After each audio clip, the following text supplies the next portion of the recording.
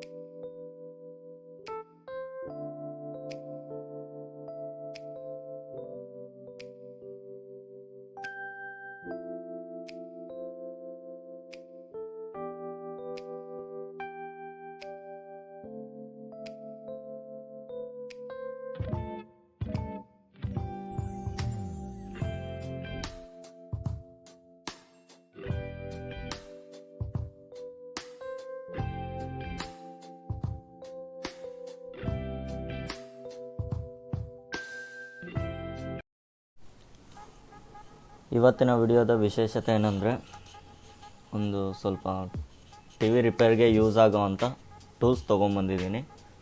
T V ರಿಪೇರ್ಗೆ ಅನ್ನೋದಕ್ಕಿಂತ B G A ವರ್ಕಿಗೆ ಇಂಪಾರ್ಟೆಂಟಾಗಿ ಈ ಸ್ವಲ್ಪ ಟೂಲ್ಸು ಯೂಸ್ ಆಗುತ್ತೆ. ಈ ಟೂಲ್ಸು ನಾನು ಡೆಲ್ಲಿಯಿಂದ ಪರ್ಚೇಸ್ ಮಾಡಿ ತೊಗೊಂಬಂದಿದ್ದು. ಈ ಟೂಲ್ಸ್ ಬಗ್ಗೆ ಕಂಪ್ಲೀಟ್ ಡೀಟೇಲ್ಸ್ ಈ ವಿಡಿಯೋದಲ್ಲಿ ಕೊಡ್ತೀನಿ. ಏನೇನಕ್ಕೆ ಯೂಸ್ ಆಗುತ್ತೆ, ಏನೇನು ಟೂಲ್ಸ್ ತಂದಿದ್ದೀನಿ ಅಂತೆಲ್ಲ ತೋರಿಸ್ತೀನಿ. ಇದರಲ್ಲಿ ಫಸ್ಟ್ ಬಂದು ಒಂದೊಂದಾಗಿ ನಿಮ್ಗೆ ಅದ್ರದ್ದೇನು ಡೀಟೇಲ್ಸ್ ಅಂತ ಹೇಳ್ಕೊತಾ ಹೋಗ್ತೀನಿ. ಇಷ್ಟು ಟೂಲ್ಸು ನಾನು ಡೆಲ್ಲಿಯಿಂದ ತರಿಸಿದ್ದು. ಫಸ್ಟ್ ಬಾಕ್ಸ್ ಓಪನ್ ಮಾಡೋಣ. ನಾನಲ್ಲಿ ನೋಡಿ ಮತ್ತೆ ರೀಪ್ಯಾಕ್ ಮಾಡಿಸಿರೋದಕ್ಕೆ ಅದು ಬ್ರೌನ್ ಟೇಪ್ ಹಾಕಿ ಕೊಟ್ಟಿದ್ದಾರೆ. ಅಲ್ಲೇ ಯಾವ ಥರ ಇತ್ತು ಅಂತೆಲ್ಲ ಡೆಮೋ ನೋಡಿ ಅವ್ರ ಹತ್ರ ಕೇಳಿ ತೊಗೊಂಬಂದಿದ್ದು. ಇದು ರೀಲೈಫ್ ಅವ್ರದ್ದು. ರೀಲೈಫು ಇವಾಗ ಮೆಕ್ಯಾನಿಕಲ್ಲಿ ಏನೇನು ಪ್ರಾಡಕ್ಟ್ಸ್ ಬರ್ತಾಯಿದೆಯೋ ಎಲ್ಲ ಪ್ರಾಡಕ್ಟ್ಸು ರೀಲೈಫ್ ಅವರು ತುಂಬ ಕಮ್ಮಿ ಪ್ರೈಸ್ಗೆ ಸೇಲ್ ಮಾಡ್ತಾಯಿದ್ದಾರೆ. ಇದು ನೋಡೋಣ, ಇದು ಏನಿದೆ ಅಂತ ನಿಮ್ಗೆ ತೋರಿಸ್ತೀನಿ.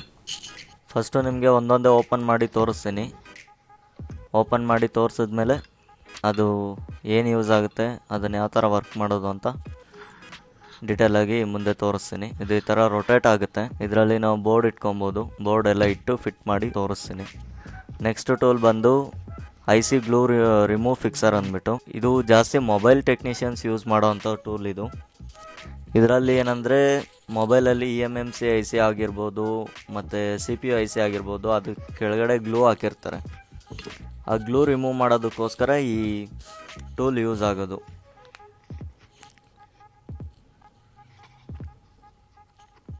ನನ್ನ ಹತ್ರ ಒಂದು IC ಇದೆ. ಆ IC ಇದರಲ್ಲಿಟ್ಟು ತೋರಿಸ್ತೀನಿ. ಬಟ್ ಕ್ವಾಲಿಟಿ ಮಾತ್ರ ತುಂಬ ಚೆನ್ನಾಗಿದೆ. ಫುಲ್ಲು ಮೆಟಲ್ ಆಗಿರೋದ್ರಿಂದ ತುಂಬ ಹೆವಿಯಾಗಿದೆ. ಮತ್ತು ಥರ್ಡ್ ಐಟಮ್ ಬಂದು ಸ್ಟೀಲ್ ಬೋನ್ ಕಾಂಪೊನೆಂಟ್ ಕ್ಲಿಪ್ ಅಂದ್ಬಿಟ್ಟು. ಇದು ಯಾವ ಥರ ಯೂಸ್ ಮಾಡೋದು ಅಂತೆಲ್ಲ ಡಯಾಗ್ರಾಮ್ ಕೊಟ್ಟಿದ್ದಾರೆ. ಇದನ್ನು ಓಪನ್ ಮಾಡಿ ತೋರಿಸ್ತೀನಿ.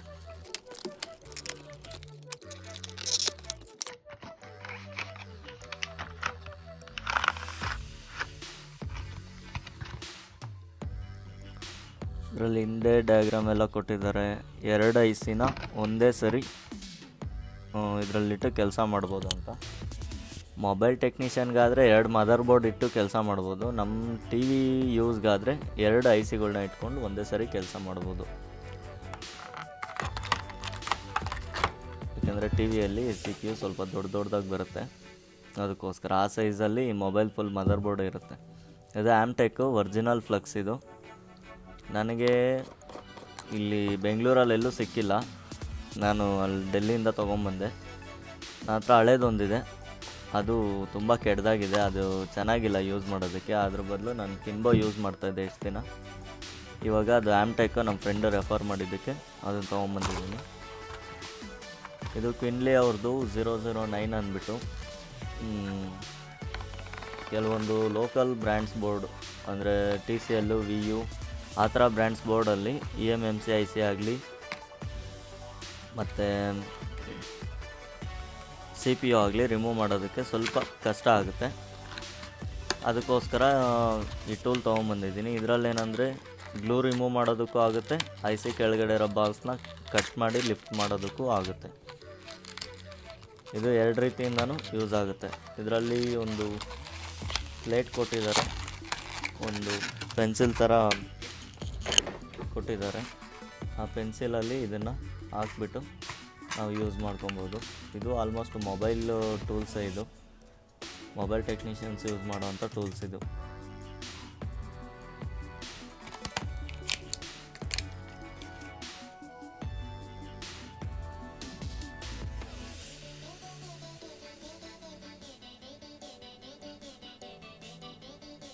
ಇದು ಮೆಟಲ್ ಆಗಿರೋದ್ರಿಂದ ಸ್ವಲ್ಪ ವೆಯ್ಟ್ ಇದೆ, ಕ್ವಾಲಿಟಿ ಕೂಡ ತುಂಬ ಚೆನ್ನಾಗಿದೆ.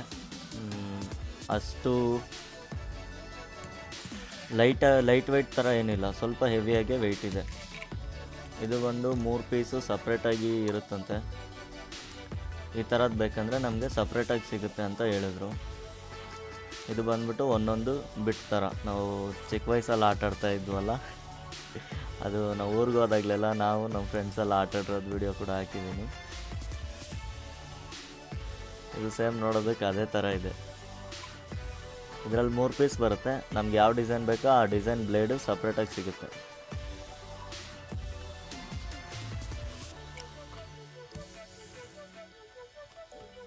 ನೆಕ್ಸ್ಟ್ ಬಂದು BGIC ಗ್ಲೂ ರಿಮೂವರ್ ಅಂದ್ಬಿಟ್ಟಿದ್ದು.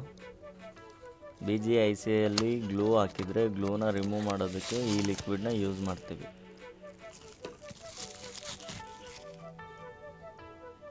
ಇದು ನಮ್ಮ ಫ್ರೆಂಡೆಲ್ಲ ರೆಕಮೆಂಡ್ ಮಾಡಿ ನನಗೆ ಸಪ್ರೇಟಾಗಿ ಕೊಡಿಸಿರೋ ಅಂಥ ಟೂಲ್ಸ್ ಇವು.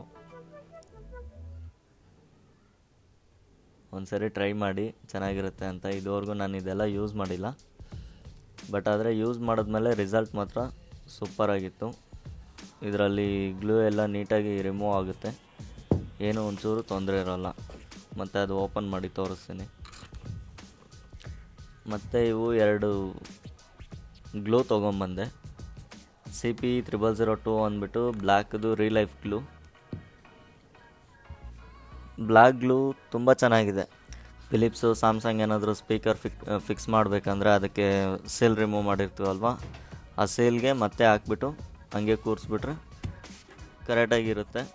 ಗಮ್ನ ಒಂದು ಟಿಶ್ಯೂ ಪೇಪರ್ ಮೇಲೆ ಹಾಕ್ಕೊಂಡು ಟೆಸ್ಟ್ ಮಾಡ್ತಾಯಿದ್ದೀನಿ ಯಾವ ಥರ ಇದೆ ಕ್ವಾಲಿಟಿ ಅಂತ. ನಂದು ಇದು B7000 ಅಂದ್ಬಿಟ್ಟು, ಬಟ್ ಇದು ನನಗೇನು ಅಷ್ಟೊಂದು ಇಷ್ಟ ಆಗಲಿಲ್ಲ. ನೋಡೋಕ್ಕೇನೋ ಚೆನ್ನಾಗಿದೆ, ತುಂಬ ತೆಳು ಇದೆ ಗಮ್ಮು. ಬ್ಲ್ಯಾಕದು ಬಂದು ಸ್ವಲ್ಪ ಥಿಕ್ನೆಸ್ ಇದೆ. ಆ ಥಿಕ್ನೆಸ್ ಇರೋದ್ರಿಂದ ಸ್ವಲ್ಪ ಇಷ್ಟ ಆಯಿತು. ಇದು ತುಂಬ ತೆಳುಗಿದೆ. ಇದು ಡ್ರೈ ಆಗೋದು ಕೂಡ ತುಂಬ ಲೇಟ್ ಆಗುತ್ತೆ, ವೈಟ್ ಕಲರ್ದು. ಬ್ಲ್ಯಾಕ್ ಗ್ಲೂ ರೀಲೈಫ್ ಅವ್ರದ್ದು ಬಂದು ಒಂದು ಅಪ್ರಾಕ್ಸ್ ಅಂದರೆ 1 ಅವರಲ್ಲಿ ಇಲ್ಲ 1.5 ಅವರಲ್ಲಿ ಕಂಪ್ಲೀಟಾಗಿ ಡ್ರೈ ಆಗಿಬಿಡುತ್ತೆ. ನಾವಿನ್ನೂ ಬೇಗ ಡ್ರೈ ಮಾಡಬೇಕಂದ್ರೆ ಹಾಟ್ ಏರ್ ಕೊಟ್ಟರೆ ಒಂದು 5 to 10 ಮಿನಿಟ್ಸಲ್ಲಿ ಒಂದು 50% ಡ್ರೈ ಆಗಿರುತ್ತೆ. ಆಮೇಲೆ ಅದೇ ಬಿಟ್ಟರೆ ನೀಟಾಗಿ ಡ್ರೈ ಆಗುತ್ತೆ. ಗ್ಲೂ ಕ್ವಾಲಿಟಿ ಮಾತ್ರ ತುಂಬ ಚೆನ್ನಾಗಿದೆ. ಇಲ್ಲಿ ನಮ್ಮ ಬೆಂಗಳೂರಲ್ಲಿ ಸಿಗೋ ಗ್ಲೂ ಬಂದು ತೊಗೊಳ್ಳೋವಾಗಲೇ ಎಲ್ಲ ಅರ್ಧ ಗಟ್ಟಿ ಆಗಿರೋ ಥರ ಇರುತ್ತೆ, ಅಷ್ಟು ತೆಳು ಇರೋಲ್ಲ. ಇದು ಬಂದು ರೀಲೈಫ್ ಅವ್ರದ್ದು RL601S ಅಂದ್ಬಿಟ್ಟು. ಇದು ಯೂನಿವರ್ಸಲ್ ರೋಟ್ರಿ ಫಿಕ್ಸರ್ ಅಂದ್ಬಿಟ್ಟು. ಇದರಲ್ಲಿ ಏನಂದರೆ ನಾವು ಬೋರ್ಡ್ನ ಇಟ್ಕೊಂಡು ಆರಾಮಾಗಿ ನಾವು ಕೆಲಸ ಮಾಡ್ಬೋದು. ಇನ್ ಕೇಸ್ ಟಿಕಾನ್ ಬೋರ್ಡ್ ಆಗಿರ್ಬೋದು ಅಥವಾ ಮದರ್ ಬೋರ್ಡ್ ಆಗಿರ್ಬೋದು. ನಾನು ಇದನ್ನು ತೊಗೊಂಬಂದಿದ್ದು ಏನಕ್ಕಂದರೆ ಟಿಕಾನ್ ರಿಪೇರ್ ಮಾಡೋದಕ್ಕೋಸ್ಕರನೇ ಇದನ್ನು ನಾನು ತೊಗೊಂಬಂದಿದ್ದು. ನಾವು ಈ ಥರ ಯಾವ ದೊಡ್ಡ ಸೈಜ್ ಆಗಲಿ ಚಿಕ್ಕ ಸೈಜ್ ಆಗಲಿ ಯಾವುದೇ ಟಿಕಾನ್ ಇದ್ದರೂ ಇದರಲ್ಲಿ ಹೋಲ್ಡರ್ ಥರ ಇಟ್ಕೊಂಡು ನಾವು ಆರಾಮಾಗಿ ಯಾವುದೇ ICನ, ರೆಸಿಸ್ಟರು, ಕೆಪಾಸಿಟರು ಏನಾದರೂ ಪ್ರಾಬ್ಲಮ್ ಇದ್ದರೂ ಆರಾಮಾಗಿ ತೆಗಿಬೋದು, ಹಾಕ್ಬೋದು. ಯಾರ್ದು ಹೆಲ್ಪ್ ಬೇಕಾಗಿರಲ್ಲ. ಅದು ರೊಟೇಟ್ ಇರೋದ್ರಿಂದ ನಾವು ಯಾವ ಕಡೆ ಬೇಕೋ ಆ ಕಡೆ, ನಮ್ಗೆ ಯಾವ ಕಡೆ ಕೆಲಸ ಮಾಡೋದಕ್ಕೆ ಬೇಕಾಗಿರುತ್ತೋ ಆ ಪಾರ್ಟ್ನ ನಮ್ಮ ಕಡೆ ತಿರುಗಿಸ್ಕೊಬೋದು. ಮತ್ತು ಅದನ್ನು ರೊಟೇಟ್ ಆಗೋ ಪಾರ್ಟ್ನ ಲಾಕ್ ಕೂಡ ಮಾಡ್ಬೋದು. ಇಲ್ಲಿ ಕೆಳಗಡೆ ಬ್ಲೂ ಕಲರ್ ನಾಬ್ ಇದೆಯಲ್ವ, ಅದನ್ನು ಈ ಥರ ಲಾಕ್ ಮಾಡಿದ್ರೆ ಲಾಕ್ ಆಗುತ್ತೆ, ಒಂಚೂರು ಕೂಡ ಕದಲಲ್ಲ. ನಮ್ಗೆ ಹೆಂಗೆ ಬೇಕೋ ಹಂಗೆ ತಿರುಗಿಸ್ಕೊಬೋದು, ಹೆಂಗೆ ಬೇಕೋ ಹಂಗೆ ಲಾಕ್ ಮಾಡ್ಕೊಬೋದು. ಇದರಲ್ಲಿ ಆಲ್ಮೋಸ್ಟ್ ಎಲ್ಲ ಸೈಜ್ ಟಿಕಾನು ಇಡ್ಬೋದು. ನಮ್ಗೆ ಇನ್ನೂ ಸ್ವಲ್ಪ ದೊಡ್ಡ ಬೋರ್ಡ್ಸ್ ದೊಡ್ಡ ಬೋರ್ಡ್ ಆಗಲಿ ಮದರ್ ಬೋರ್ಡ್ ಆಗಲಿ ಇಟ್ಟು ಕೆಲಸ ಮಾಡ್ಬೋದಂದರೆ ಅದು ಮಾಡ್ಬೋದು. ಇಲ್ಲಿ ನನ್ನ ವಿಡಿಯೋದಲ್ಲಿ ಲೂಸ್ ಮಾಡ್ತಾ ಇರೋ ಥರ ಇನ್ನೂ ಲೂಸ್ ಮಾಡ್ತಾ ಹೋದರೆ ಇನ್ನೂ ದೊಡ್ಡದಾಗಿ ಓಪನ್ ಆಗುತ್ತೆ. ಇನ್ನೂ ಹೆಚ್ಚಿಗೆ ಇನ್ನೂ ಜಾಸ್ತಿ ಲೂಸ್ ಮಾಡ್ಬೋದು. ನನ್ನ ಪ್ರಕಾರ ಅಪ್ರಾಕ್ಸಿಮೇಟಾಗಿ ಇದರಲ್ಲಿ ಒಂದು ಇವಾಗ ಲೇಟೆಸ್ಟಾಗಿ ಬರೋ ಸೋನಿ ಮದರ್ ಬೋರ್ಡ್ಗಳು ಈಸಿಯಾಗಿ ಫಿಟ್ ಆಗುತ್ತೆ. ಮದರ್ ಬೋರ್ಡ್ ಸಮೇತ ಇದರಲ್ಲಿ ಹೋಲ್ಡ್ ಮಾಡಿ ಕರೆಕ್ಟಾಗಿ ಕೆಲಸ ಮಾಡ್ಬೋದು. ಈ ಥರ ಟೈಟ್ ಮಾಡಿದ್ರೆ ಇನ್ನೂ ಚಿಕ್ಕದಾಗುತ್ತೆ. ಇದರಲ್ಲಿ ನನ್ನ ಪ್ರಕಾರ ಎಲ್ಲ ಆಲ್ಮೋಸ್ಟ್ ಎಷ್ಟು ಸೈಜು ಟೀಕಾನ್ಸ್ ಬರುತ್ತೆ ಎಲ್ಲ ಸೈಜು ಟೀಕಾನ್ ಇದರಲ್ಲಿ ಫಿಟ್ ಆಗುತ್ತೆ. ಟೀಕಾನ್ಸ್ ರಿಪೇರ್ ಮಾಡೋದ್ರಲ್ಲಿ ಏನೂ ತೊಂದರೆ ಇಲ್ಲ. ಟೀಕಾನ್ಗಂತೂ ಪರ್ಫೆಕ್ಟ್ ಆಗಿದೆ. ಇದರಲ್ಲಿ ಸ್ಪ್ರಿಂಗ್ ಕೊಟ್ಟಿರೋದ್ರಿಂದ ಸ್ಪ್ರಿಂಗ್ ತುಂಬ ಹಾರ್ಡ್ ಇದೆ. ಸ್ಪ್ರಿಂಗ್ ಅಷ್ಟು ಬೇಗ ಓಪನ್ ಆಗಲ್ಲ, ಅಷ್ಟು ಟೈಟಾಗಿ ಕೂತ್ಕೊಳ್ಳಲ್ಲ. ಒಂದು ಲಿಮಿಟಾಗಿ ಬೋರ್ಡ್ಗೆ ಎಷ್ಟು ಸ್ಪೆಸಿಫಿಕ್ ಬೇಕೋ ಅಷ್ಟರಲ್ಲಿ ಮಾತ್ರ ಕೂತ್ಕೊಳ್ಳುತ್ತೆ. ಕೆಳಗಡೆ ಅಸೆಂಬಲ್ ನೋಡ್ತಾ ಇದ್ದೀನಿ. ಕೆಳಗಡೆ ಅಸೆಂಬಲ್ ಮಾತ್ರ ತುಂಬ ಚೆನ್ನಾಗಿ ಮಾಡಿದ್ದಾರೆ. ಅಸೆಂಬಲ್ ತುಂಬ ಇಷ್ಟ ಆಯಿತು. ಓಕೆ, ನೆಕ್ಸ್ಟ್ ಪ್ರಾಡಕ್ಟ್ಗೆ ಹೋಗೋಣ. ನೆಕ್ಸ್ಟ್ ಪ್ರಾಡಕ್ಟ್ ಬಂದು ಈ ಗ್ಲೂ ರಿಮೂವರ್. ಈ ಗ್ಲೂ ರಿಮೂವರು ಈ ಥರ ಓಪನ್ ಮಾಡ್ಕೊಬೋದು. ಈ ಥರ ಓಪನ್ ಮಾಡಿದ್ರೆ ಎರಡು ಸೈಡಿಂದನೂ ಅಗಲ ಆಗುತ್ತೆ, ಎರಡು ಸೈಡಿಂದನೂ ಹತ್ರ ಬರುತ್ತೆ. ಇದರಲ್ಲಿ ನಾವು ಯಾವುದಾದ್ರೂ ಒಂದು IC ಇಟ್ಟು ನಮ್ಮ ಟಿ ವಿ ರಿಪೇರ್ ಕೆಲಸಕ್ಕಾದರೆ ಈ ಥರ IC ಇಟ್ಟು IC ಬಾಲ್ಸ್ ಕ್ಲೀನ್ ಮಾಡೋದಾಗಲಿ, ICಯಲ್ಲಿ ಬಾಲ್ಸ್ ಮಾಡೋದಾಗಲಿ, ಬಾಲ್ಸ್ ಮಾಡೋದಕ್ಕಾಗಲ್ಲ, ಬಾಲ್ಸ್ ಕ್ಲೀನ್ ಮಾಡ್ಕೊಬೋದು ಅಷ್ಟೇ. IC ಒಂದು ಸ್ವಲ್ಪನೂ ಕದಲಲ್ಲ, ಕೈಗೆ ಯಾವುದೇ ರೀತಿ ತೊಂದರೆ ಆಗ್ದಂಗೆ ಈಸಿಯಾಗಿ ಇದರಲ್ಲಿ ಹೋಲ್ಡರಲ್ಲಿ ಇಟ್ಬಿಟ್ಟು ನಾವು ವಿಕ್ ಯೂಸ್ ಮಾಡಿ ನೀಟಾಗಿ ಇದರಲ್ಲಿ ಬಾಲ್ಸು ಕ್ಲೀನ್ ಮಾಡ್ಕೊಳ್ಳೋದಾಗಲಿ, ಅಥವಾ ಬಾಲ್ಸ್ ಮಾಡಬೇಕಾದ್ರೆ ಮುಂಚೆ ಸ್ವಲ್ಪ ಪ್ರಿಪ್ರೇಷನ್ಸ್ ಇರುತ್ತೆ, ಅದೆಲ್ಲ ಕ್ಲೀನ್ ಮಾಡ್ಕೊಳ್ಳೋದು, ಫ್ಲಕ್ಸ್ ರಿಮೂವ್ ಮಾಡೋದೆಲ್ಲ ಮಾಡ್ಬೋದು. ಇದರಲ್ಲಿ ಇನ್ ಕೇಸ್ ಗ್ಲೂ ಇತ್ತು ಅಂದರೆ ಈ ಥರ ಉಲ್ಟಾ ಹಾಕ್ಬಿಟ್ಟು ಈ ಥರ ಟೈಟ್ ಮಾಡ್ಕೊತಾ ಹೋದರೆ ಗ್ಲೂ ನೀಟಾಗಿ ರಿಮೂವ್ ಆಗುತ್ತೆ. ಗ್ಲೂ ಒಂಚೂರು ಕೂಡ ಇರೋಲ್ಲ, ಗ್ಲೂ ಕರೆಕ್ಟಾಗಿ ಇದರಲ್ಲಿ ರಿಮೂವ್ ಆಗುತ್ತೆ.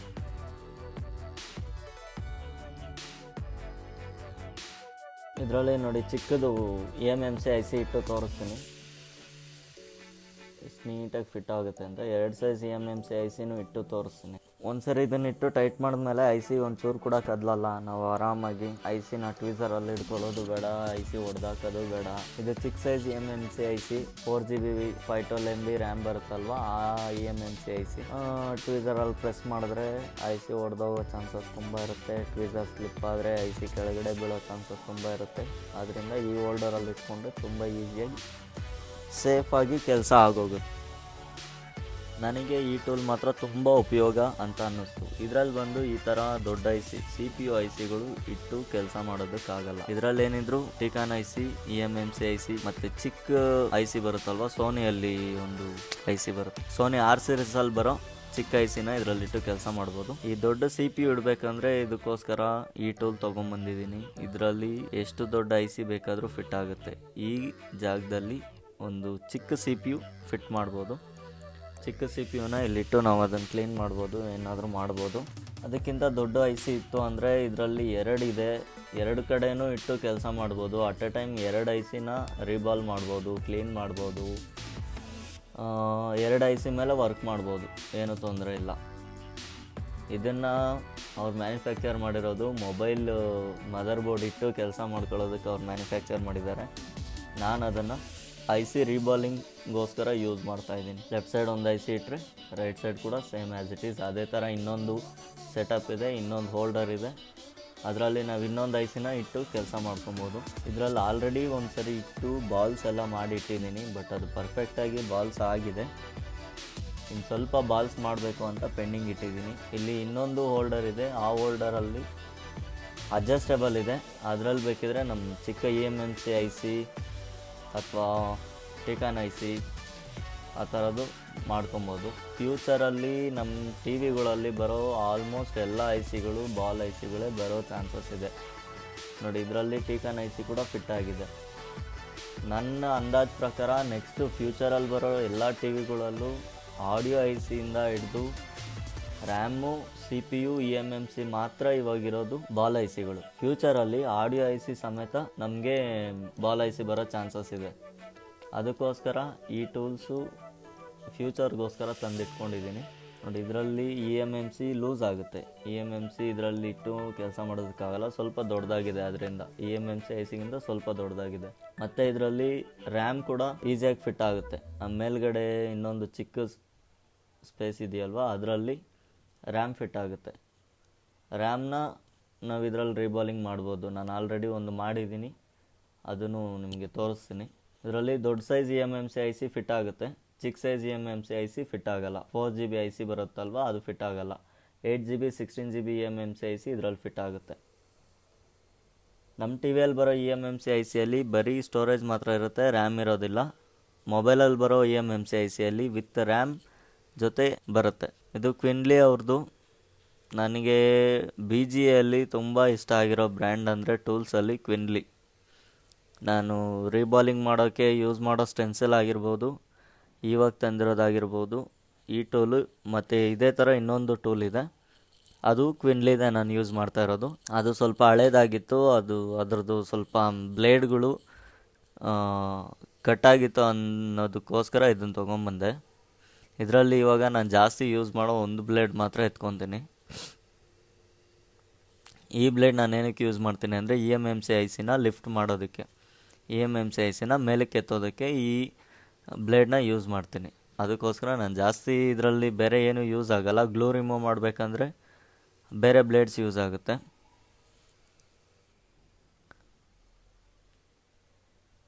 ಈ ಬ್ಲೇಡ್ನ ಇವಾಗ ಇದರಲ್ಲಿ ಹಾಕಿ ಫಿಟ್ ಮಾಡಿ ತೋರಿಸ್ತೀನಿ.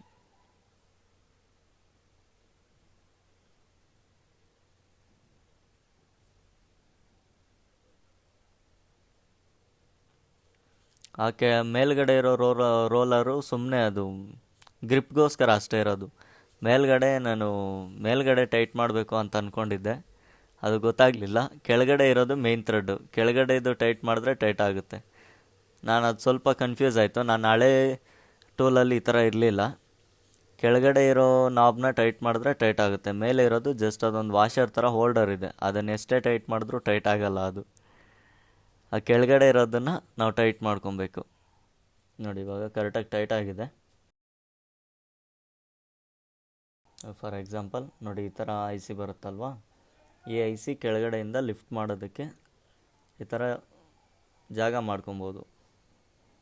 ನೋಡಿ ಈಸಿಯಾಗಿ IC ಲಿಫ್ಟ್ ಮಾಡ್ಬೋದು. ಇದರಲ್ಲಿ ನಾವು ಟ್ವೀಸರಲ್ಲಿ ಅಥವಾ ಬೇರೆ ಯಾವುದಾದ್ರೂ ಇದರಲ್ಲಿ ಎತ್ತಬೇಕಂದ್ರೆ ಅಷ್ಟು ತೆಳುಗಿರೋದು ಸಿಗೋಲ್ಲ. ಬ್ಲೇಡಲ್ಲಿ ನಾವು ಇನ್ ಕೇಸ್ ಎತ್ತಬೇಕಂದ್ರೆ ಟ್ರ್ಯಾಕ್ ಕಟ್ಟಾಗೋ ಚಾನ್ಸಸ್ ಇರುತ್ತೆ.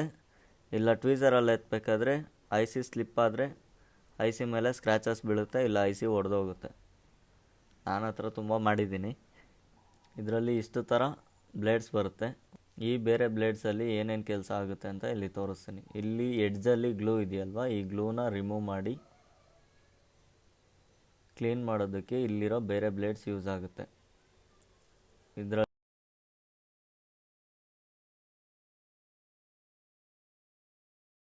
ಗ್ಲೂ ಇಲ್ಲ, ಗ್ಲೂ ಎಲ್ಲ ರಿಮೂವ್ ಮಾಡಿ ನಾನು ಬೇರೆ IC ಫಿಕ್ಸ್ ಮಾಡಿದ್ದೀನಿ. ಆ ಬೋರ್ಡ್ ಅದು 11-12 ಥರ ಬ್ಲೇಡ್ ಇದೆ ಇದರಲ್ಲಿ. ಈ 3 ಬಂದು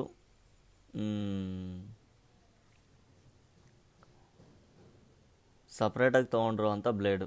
ಈ ಬ್ಲೇಡ್ಗಳನ್ನು ಏನಕ್ಕೆ ಯೂಸ್ ಮಾಡ್ತಾರೆ ಅಂದರೆ ಸೇಮ್ ICಗಳ ಕೆಳಗಡೆ ಬ್ಲ್ಯಾಕ್ ಗ್ಲೂ ಕೊಟ್ಟಿರ್ತಾರೆ. ಇವಾಗ ಬರೋ ಜಾಸ್ತಿ ICಗಳಲ್ಲಿ ಅದೇ ಥರ ಮಾಡ್ತಾಯಿದ್ದಾರೆ. ಆ ಬ್ಲ್ಯಾಕ್ ಗ್ಲೂ ಏನಕ್ಕೆ ಕೊಡ್ತಾರೆ ಅಂದರೆ ಜಾಸ್ತಿ ಬಿಸಿ ಆಗಬಾರ್ದು ಅಂತ. ಅದೊಂಥರ ಥರ್ಮಲ್ ಪೇಸ್ಟ್ ಥರ ಕೆಲಸ ಮಾಡುತ್ತೆ ಅಷ್ಟೇ. ಅದು ನಾವು ಅದನ್ನು ತೆಗಿಬೇಕಂದ್ರೆ ಬ್ಲ್ಯಾಕ್ ಗ್ಲೂನ ಸೈಡಿಂದ ರಿಮೂವ್ ಮಾಡಿಬಿಟ್ಟೆ ತೆಗಿಬೇಕು, ಇಲ್ಲಾಂದರೆ ಬೋರ್ಡು ಡ್ಯಾಮೇಜ್ ಆಗುತ್ತೆ. ನಾನು ಈ ಟೂಲ್ನ ಇದಕ್ಕೋಸ್ಕರ ಯೂಸ್ ಮಾಡ್ತಿದ್ದೀನಿ. ಇದರಲ್ಲಿ 3 ಥರ ಇದೆ. 3 ನೋಡೋದಕ್ಕೆ ಸೇಮೇ ಇದ್ರೂ ಬಟ್ ಒಂದೊಂದು ಸೈಜ್ ಇದೆ, ಒಂದೊಂದು ಥರ ಇದೆ. ಈ ಥರ ಸಪ್ರೇಟಾಗಿ ಬ್ಲೇಡ್ಸ್ ಬೇಕಂದ್ರೂ ಸಿಗುತ್ತೆ.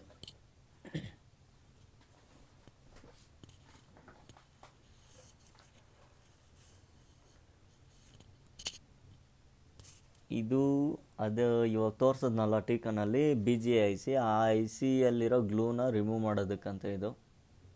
ಈ ಲಿಕ್ವಿಡ್ ಹಾಕ್ಬಿಟ್ಟು ಒಂದು 2 ನಿಮಿಷ ಬಿಟ್ಟರೆ ನೀಟಾಗಿ ನೈಫಲ್ಲಿ ಗ್ಲೂ ರಿಮೂವ್ ಮಾಡ್ಕೊಬೋದಂತೆ. ಇದನ್ನು ನನಗೆ ನನ್ನ ಫ್ರೆಂಡು ಹೇಳಿ ಕೊಡಿಸಿದ್ದು. ಇದು ವಿಪರೀತ ಸ್ಮೆಲ್ ಹೊಡಿತಾ ಇದೆ. ಈ ಸ್ಮೆಲ್ಲು ಇಷ್ಟ ಆಗಲಿಲ್ಲ, ತುಂಬ ವಾಸನೆ ಬರುತ್ತೆ ಇದು ಲಿಕ್ವಿಡು. ಇದು ಆಮ್ಟೆಕ್ ಪೇಸ್ಟ್. ನಾನು ಸುಮಾರು ಒಂದು 2-3 ವರ್ಷದಿಂದ ಹುಡುಕ್ತಾ ಇದ್ನೇನೋ, ಸಿಕ್ಕಿಲ್ಲ.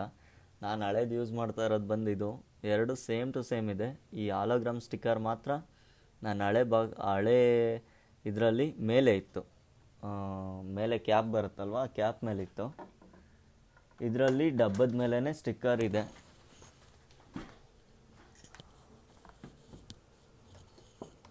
ಹಳೇದು ಒಂಥರ ಯೆಲ್ಲೋಯಿಶ್ ಆಗಿಬಿಟ್ಟಿತ್ತು. ಯೆಲ್ಲೋಯಿಶ್ ಅದು ಬಂದಾಗಲೇ ಸ್ವಲ್ಪ ಯೆಲ್ಲೋಯಿಶ್ ಇತ್ತು. ನಾನು ಅದನ್ನು ಓಪನ್ ಮಾಡಿ ಬಿಟ್ಟು ಯೂಸ್ ಮಾಡಿ ಎಲ್ಲ ಆ ಥರ ಆಗಿಬಿಟ್ಟಿದೆ. ಇದು ಹೊಸದು ಬಂದು ಕ್ರೀಮ್ ವೈಟ್ ಚೆನ್ನಾಗಿದೆ. ಇದು ಈ ಥರದನ್ನೇ ನಾನು ಸುಮಾರು 2-3 ವರ್ಷದಿಂದ ಹುಡುಕ್ತಾ ಇದ್ದೆ. ನನಗೆಲ್ಲೂ ಅಷ್ಟು ಕರೆಕ್ಟಾಗಿರೋದು ಸಿಕ್ಕಿಲ್ಲ. ಬೆಂಗಳೂರಲ್ಲಿ ಸಿಗುತ್ತೆ ಅಂತ ಹೇಳ್ತಾಯಿದ್ರು. ನಾನು ಬೆಂಗಳೂರಲ್ಲಿ ಯಾವತ್ತೂ ಅಷ್ಟು ಟ್ರೈ ಮಾಡೋಕ್ಕೆ ಹೋಗಲಿಲ್ಲ. ನಾನು ಅದ್ರ ಬದಲಿಗೆ ಕಿನ್ಬೋ ಅಂತ ಒಂದು ಬರುತ್ತೆ, ಆಲ್ರೆಡಿ ಎಲ್ರಿಗೂ ಗೊತ್ತಿರ್ಬೋದು, ಅದನ್ನು ಯೂಸ್ ಮಾಡ್ತಿದ್ದೆ. ಅದು ತುಂಬ ಚೆನ್ನಾಗಿದೆ. ಅದಕ್ಕೋಸ್ಕರ ಆಮ್ಟೆಕ್ ಬಗ್ಗೆ ಅಷ್ಟು ತಲೆ ಕೆಡಿಸ್ಕೊಳ್ಲಿಲ್ಲ, ಟ್ರೈ ಕೂಡ ಮಾಡಲಿಲ್ಲ. ಇದು ಬೆಣ್ಣೆ ಇದ್ದಂಗಿದೆ, ತುಂಬ ಸ್ಮೂತಾಗಿದೆ. ಸೇಮ್ ಆ್ಯಸ್ ಇಟ್ ಈಸ್ ಬೆಣ್ಣೆ ಇದ್ದಂಗಿದೆ.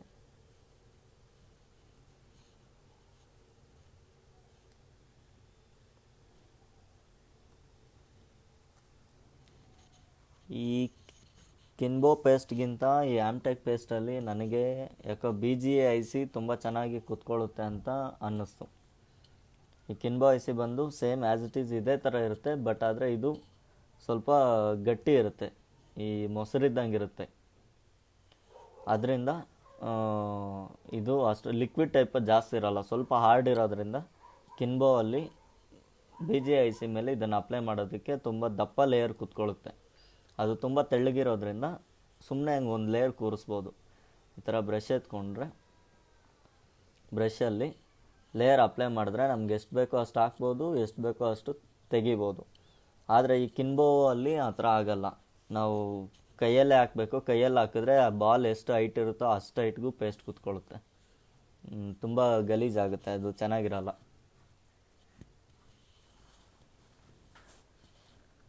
ಇದರಲ್ಲಾದರೆ ಸುಮ್ಮನೆ ಬ್ರಷಲ್ಲಿ ಈ ಥರ ಅಪ್ಲೈ ಮಾಡಿಕೊಂಡು ನಾವು ಈಸಿಯಾಗಿ ನಮ್ಮ ಕೆಲಸ ನಾವು ಮಾಡ್ಕೊಬೋದು. ಇವತ್ತಿನ ವಿಡಿಯೋ ನಿಮಗೆ ಇಷ್ಟ ಆಗಿದೆ ಅಂತ ಅಂದ್ಕೊತೀನಿ. ಇಷ್ಟ ಆಗಿದರೆ ಚಾನಲ್ ಸಬ್ಸ್ಕ್ರೈಬ್ ಮಾಡ್ಕೊಳ್ಳಿ. ಇದೇ ಥರ ಹೊಸ ಹೊಸ ವಿಡಿಯೋ ಹಾಕ್ತಾ ಇರ್ತೀನಿ. ನಿಮಗೆ ಈ ವಿಡಿಯೋ ಇಷ್ಟ ಆಗಿದ್ದರೆ ಲೈಕ್ ಮಾಡಿ. ಡೆಲ್ಲಿ ಟೂರ್ ಯಾವ ಥರ ಇತ್ತು, ಬೆಂಗಳೂರಿಂದ ಎಷ್ಟೊತ್ತಿಗೆ ಹೊರಟೆ, ಡೆಲ್ಲಿಗೆ ಎಷ್ಟೊತ್ತಿಗೆ ಹೋದೆ, ಡೆಲ್ಲಿಯಲ್ಲಿ ಏನೇನೆಲ್ಲ ನೋಡಿದೆ, ಏನೆಲ್ಲ ಫೆಸಿಲಿಟೀಸ್ ಇದೆ, ಡೆಲ್ಲಿಯಲ್ಲಿ ನನಗೇನು ತುಂಬ ಇಷ್ಟ ಆಯಿತು, ರಿಟರ್ನ್ ಬೆಂಗಳೂರಿಗೆ ಹೆಂಗೆ ಬಂದೆ, ಅದೆಲ್ಲ ನೆಕ್ಸ್ಟ್ ವಿಡಿಯೋದಲ್ಲಿ ಹಾಕ್ತೀನಿ. ಮುಂದಿನ ವಿಡಿಯೋಗೋಸ್ಕರ ವೆಯ್ಟ್ ಮಾಡಿ. Thanks for watching this video.